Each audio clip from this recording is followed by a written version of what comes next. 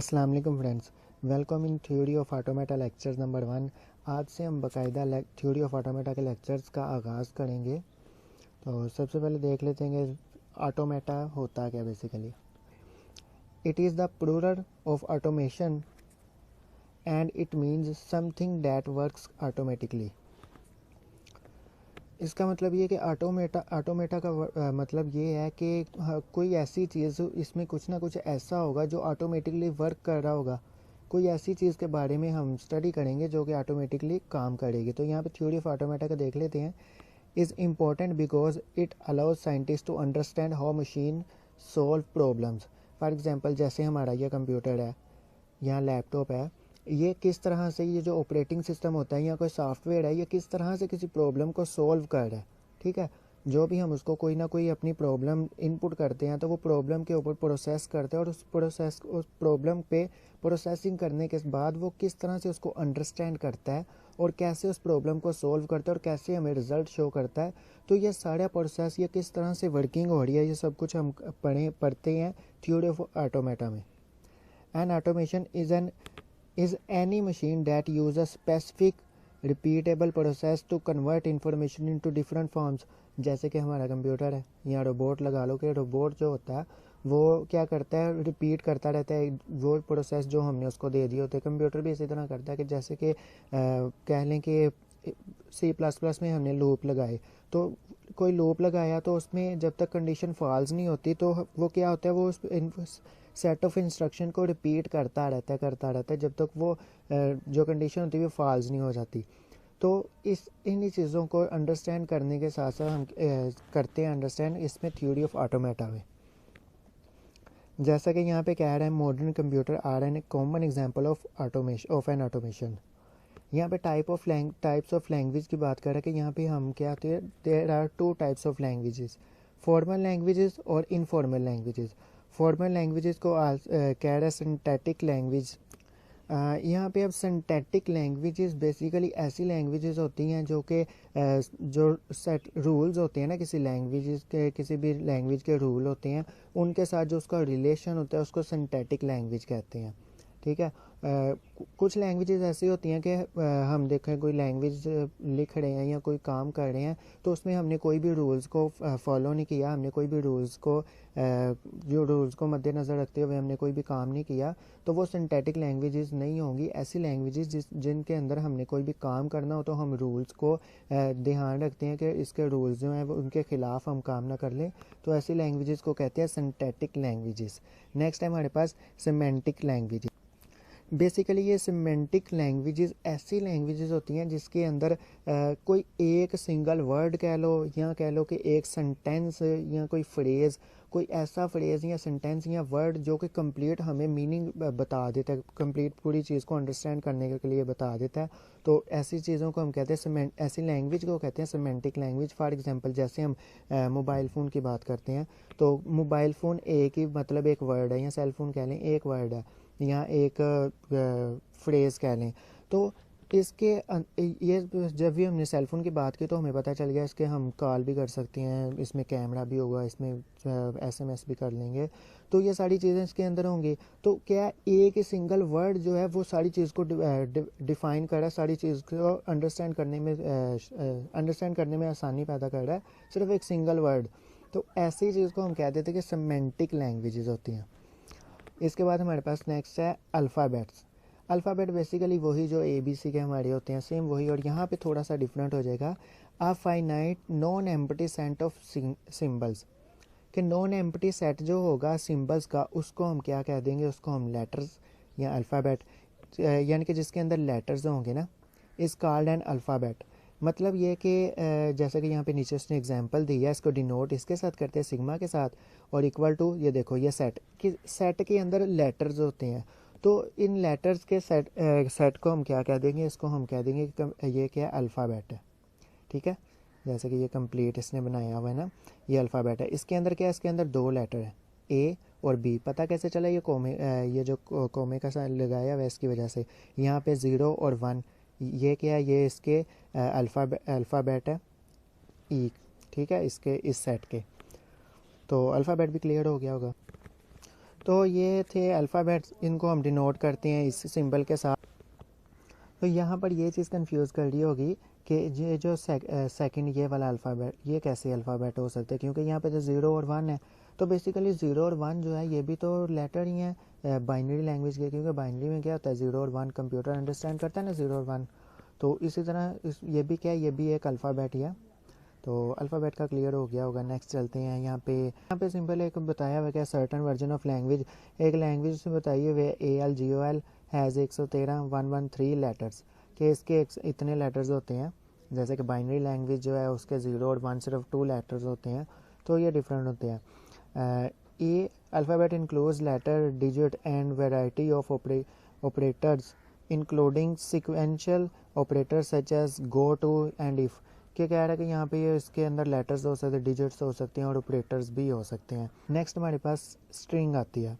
String basically क्या, concatenation of finite symbols from the alphabet is called a string.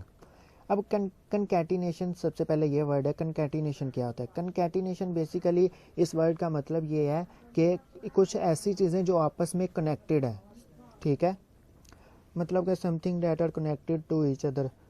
जैसे कि एक string होती है, एक सिंपल स्ट्रिंग जिसके अंदर हमने अल्फ़ाबेट्स वगैरह या कुछ भी लिखा होता है, तो वो क्या होते हैं, वो आपस में कनेक्टेड होते हैं, आपस में लिंक होते हैं।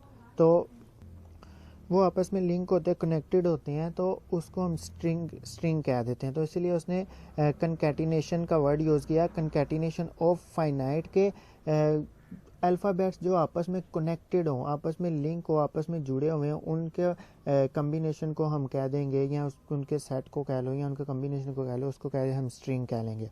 फॉर एग्जांपल, ये एक उसने अल्फ़ाबेट दिया हुआ था जिसके अंदर 2 लेटर्स हैं A और B, उसके साथ उसने क्या किया, एक ये बनाई, ये क्या है, ये एक स्ट्रिंग है। एक यहाँ से AB, ये एक स्ट्रिंग है। आगे उसने ट्रिपल है, डबल B लगाया, ये भी एक स्ट्रिंग है। आगे ये उसने बनाया, ये भी एक स्ट्रिंग है। आप अपनी मर्ज़ी से भी इसे स्ट्रिंग बना सकते हो, लेकिन आगे चल के हम देखेंगे वैलिड और इनवैलिड स्ट्रिंग कौन सी होती है, वो नेक्स्ट टॉपिक है। यहाँ तक सिर्फ ये देखेंगे स्ट्रिंग कैसे बनती है। जो हमारे पास अल्फ़ाबेट के अंदर लेटर्स होते हैं, उनको इस्तेमाल करते हुए हमने क्या करना है, उनको कम्बिनेशन का, इससे बड़े बना लो, इससे छोटी बना लो, आपकी मर्ज़ी है। डबल B लिख लो, A B लिख लो, जैसे मर्ज़ी आप लिख दो, तो ये क्या होगा, ये एक स्ट्रिंग बन जाएगी। नेक्स्ट हमारे पास एम्प्टी स्ट्रिंग क्या होगी, जो ऐसी स्ट्रिंग जिसके अंदर कुछ भी ना हो, ज़ीरो हो, ठीक है। यहाँ पे कह रहा है sometimes a string with no symbol at all is used, कि उसमें कोई भी सिंबल नहीं होगा, ठीक है, no symbol, denoted by small Greek lambda के साथ उसको हम रिप्रेजेंट करेंगे, या उसको हम करेंगे इस वर्ड के साथ, इस सिंबल के साथ उसको रिप्रेजेंट करेंगे। तो ये क्या करेगा, ये एम्प्टी स्ट्रिंग या नल स्ट्रिंग को रिप्रेजेंट करेगा। तो एम्प्टी स्ट्रिंग या नल स्ट्रिंग आपको पता चल गया कि वो ऐसी स्ट्रिंग होती है जिसके अंदर कोई भी लेटर वगैरह या सिंबल कुछ नहीं होगा। नेक्स्ट हमारा है words. Words are the strings belonging to some language. क्या फॉर एग्ज़ाम्पल कोई भी एक कंप्लीट एक वर्ड बना होता है, जैसे कि यहाँ पे बात करते हैं नाम, कोई भी अपना नाम कोई भी हो सकता है, जैसे कि चलो यहाँ पे ARSL, ये बेसिकली एक नाम है, ठीक है, ये नेम है, ये है क्या, ये एक वर्ड है। ये किससे मिलके बना है, ये एक वर्ड है, जो कि वर्ड्स आर द स्ट्रिंग्स, क्योंकि ये आपस में कनेक्टेड है, तो ये स्ट्रिंग भी है। तो बिकम लैंग्वेज, कि ये किसी भी लैंग्वेज से या कहीं से हमने कोई भी लैंग्वेज, देखो इंग्लिश लैंग्वेज से हमने वर्ड लिए, तो सॉरी लेटर लिए ARSL, जो भी मतलब नाम में आते हैं, कोई भी लेटर लिए, उनको आपस में कनेक्ट कर दिए या उनको एक साथ मिला के लिख दिया, तो वो एक तो स्ट्रिंग भी बन गई, और उसी को हम क्या कहेंगे, उसी को हम वर्ड भी कहेंगे। यहाँ पे जैसे कह रहा है इफ़ ई जो मतलब अल्फ़ाबेट, उसके अंदर क्या पड़ा हुआ है, X, then a language L can be defined as L is equal to X की पावर N, और N कहाँ तक हो सकता है, N इनफाइनाइट तक जा सकता है, 1 2 3 एंड सो ऑन। और इसके अलावा हम इसको ऐसे भी लिख सकते हैं, ठीक है। तो यहाँ पे कह रहा है here X are the words of L, कि जो L हमारे पास जो ये जो है, इसके कौन से, इसके सारे ये वर्ड्स हैं, ये एक्स और एक्स एक्स या एक्स एक्स एक्स ये चलता जा रहा है सोन, तो ये वर्ड्स होंगे।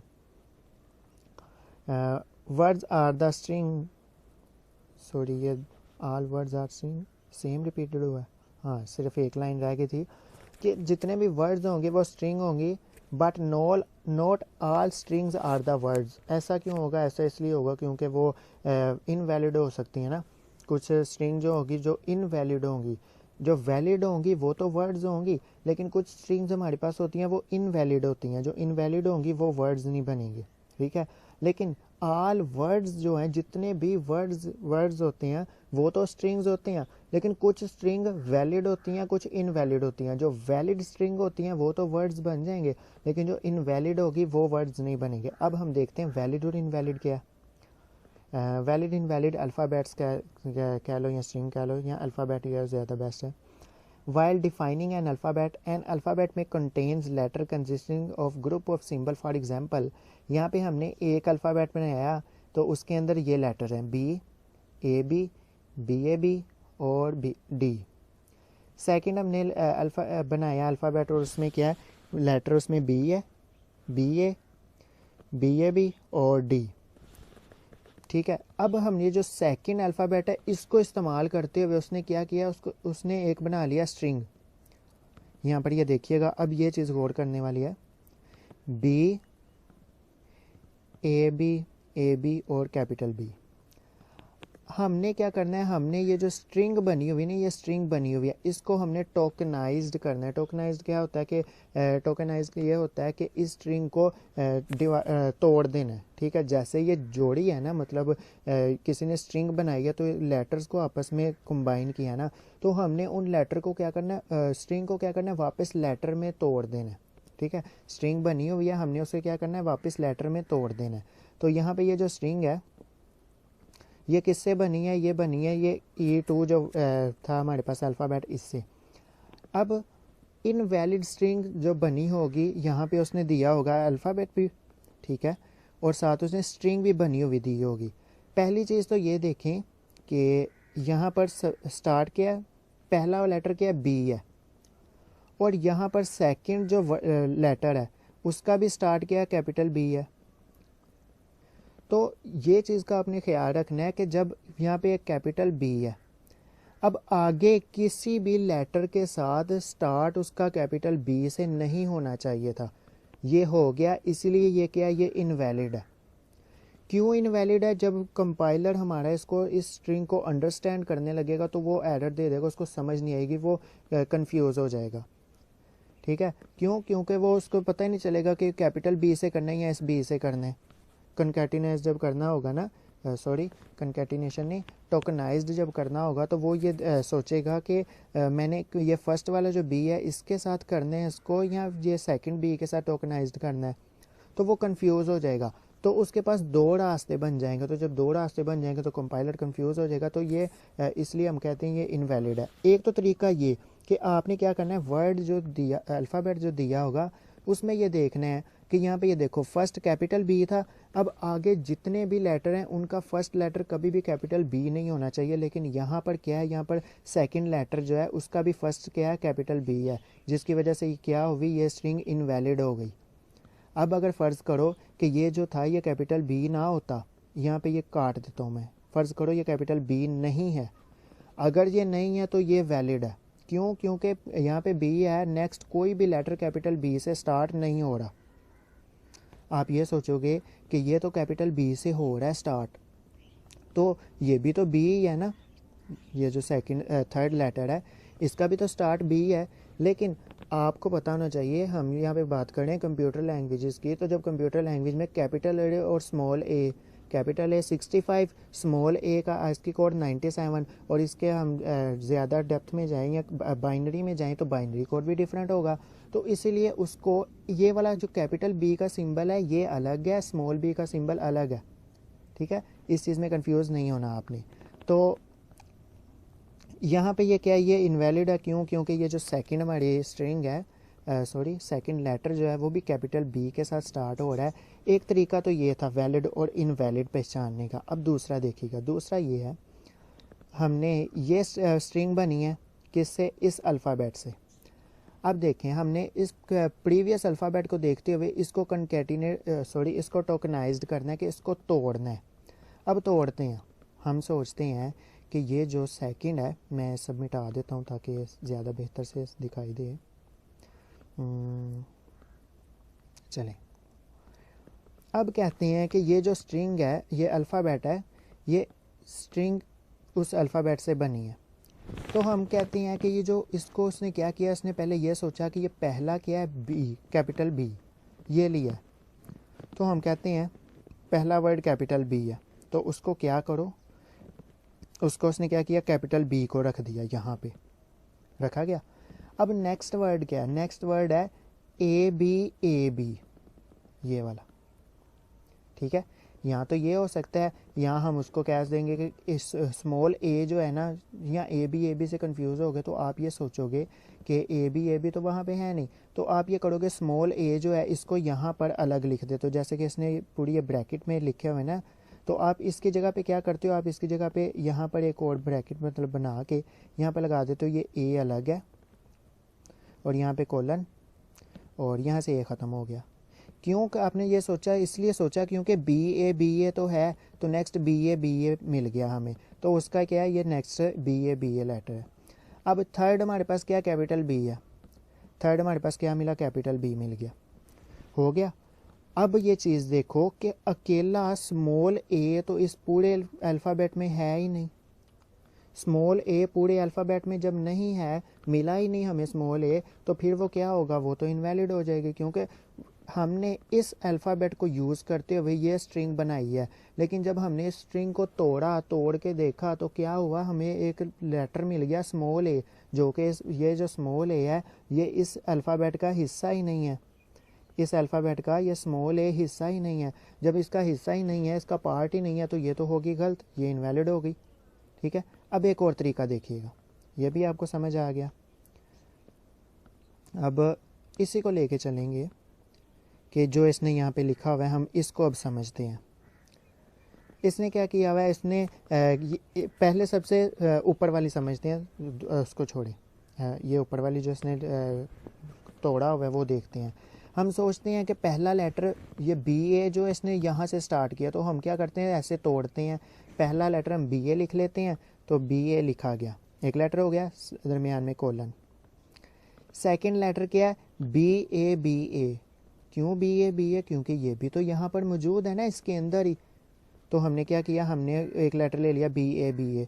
अब ये जो कैपिटल बी है ये कहाँ पे, ये भी इसी अल्फ़ाबेट का हिस्सा है, कहाँ पे, ये फर्स्ट पे है, तो हमने इसको यहाँ पे ले लिया। अब यहाँ तक आ गया, ठीक है, बी यहाँ पे भी हो गया, ये भी हो गया। अब हम सोचते हैं, एक तो ये पॉसिबल तरीका है, हमने क्या किया, हमने ऐसे तोड़ दिया इसको, और दूसरा पॉसिबल वे क्या, दूसरा पॉसिबल ये भी हो सकता है कि उसने क्या किया, जिसने भी इसको मतलब तोड़ा है, उसने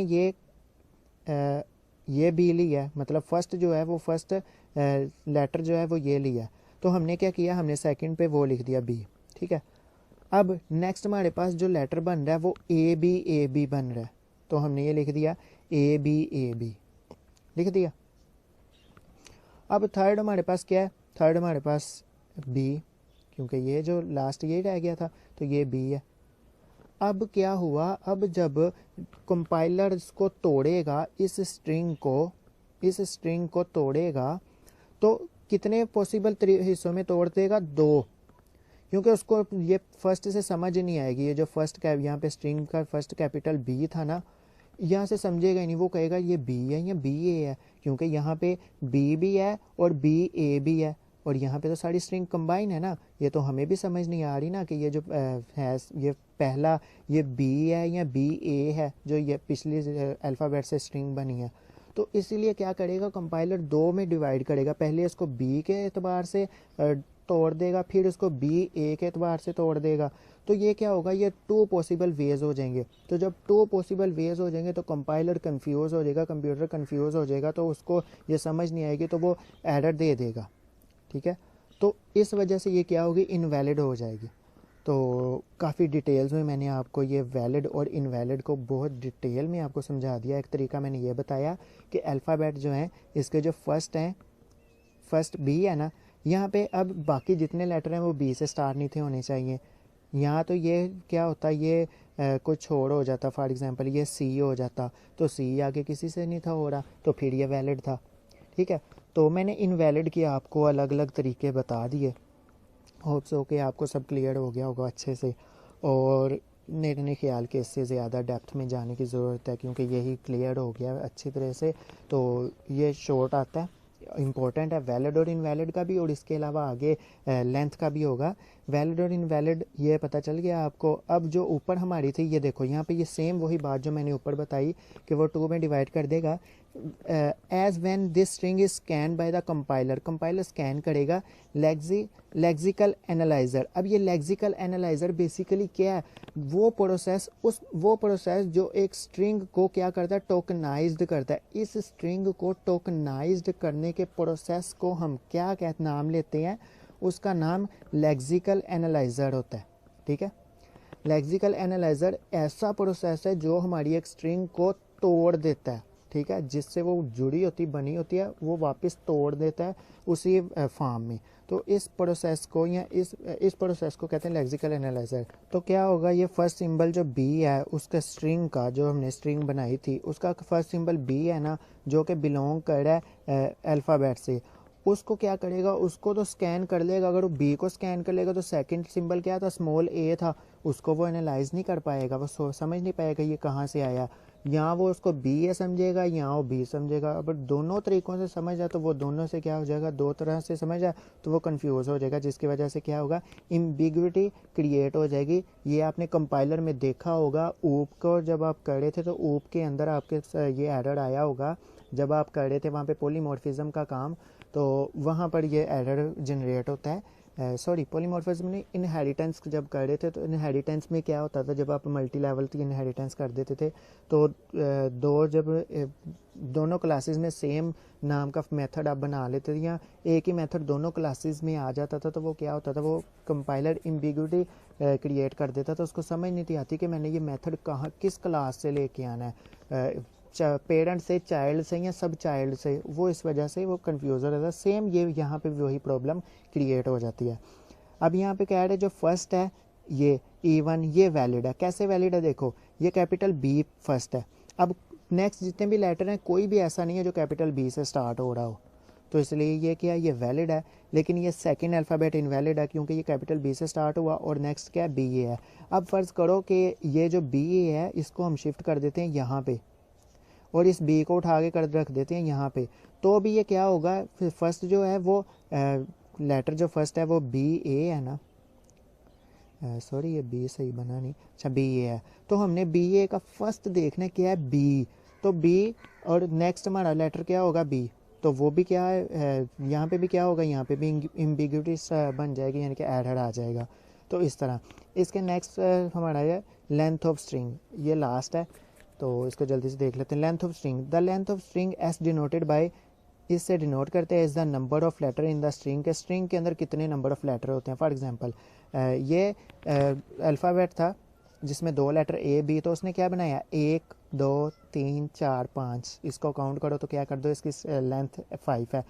अब यही प्रॉब्लम आप क्या क्रिएट करोगे, आप यहाँ पे सोचोगे लॉजिक, तो इसके कितने हैं, 1 2 3 4 5 6 7 8, तो यहाँ पे 8 तो नहीं लिखोगे, 8 लिख दोगे तो ये गलत है। क्यों गलत है, इसलिए गलत है, देखो अब गौर कीजिएगा, ये पहला जो बी है ये है, ठीक है। अब नेक्स्ट लेटर जो है वो कंप्लीट, ये एक लेटर है तो ए बी, ठीक है। नेक्स्ट हमारे पास क्या है, बी ए बी, जो कि यहाँ से आया है बी ए बी। अब उससे नेक्स्ट क्या है, सिंपल एक कैपिटल बी है, तो वो क्या हुआ, वो ये वाला लेटर जो है इसको रिपीट कर दिया उसने, कैपिटल बी आ गया। लास्ट पे क्या है, डी, तो ये डी जो है वो यहाँ पे है, तो ये क्या हुआ, टोटल 5 आ गए। तो आपने जब लेंथ स्ट्रिंग की देखने काउंट करनी है तो आपने ये नहीं सोचना कि जो एस स्ट्रिंग है उसी के लेटर को काउंट कर लें, उसी को एक बार काउंट करके और लिख दें, नहीं, आपने उसको काउंट तो करना है, लेकिन किसको देखते हुए, ये जो इसकी प्रीवियस इसका अल्फ़ाबेट मिला होगा उसको देखते हुए आपने इस स्ट्रिंग के लेटर को काउंट करना है, और काउंट करने के बाद फिर आप क्या करेंगे, उसकी एग्जैक्ट लेंथ बता सकेंगे, अदरवाइज़ आप मिस्टेक कर देंगे। तो उसी तरह यहाँ पे लेंथ ऑफ स्ट्रिंग ये भी उसने पूछी हुई, तो सेम वही जो यहाँ पे सिंपल 0 1 0 0 1 1 1 और 0 टोटल 6 हो जाएंगे लेंथ ऑफ स्ट्रिंग। आगे रिवर्स ऑफ स्ट्रिंग और ये सब नेक्स्ट टॉपिक हैं। तो इस वीडियो में इतना ही, काफ़ी लेंथी हो चुकी है। मिलते हैं नेक्स्ट वीडियो में। अल्लाह हाफिज़।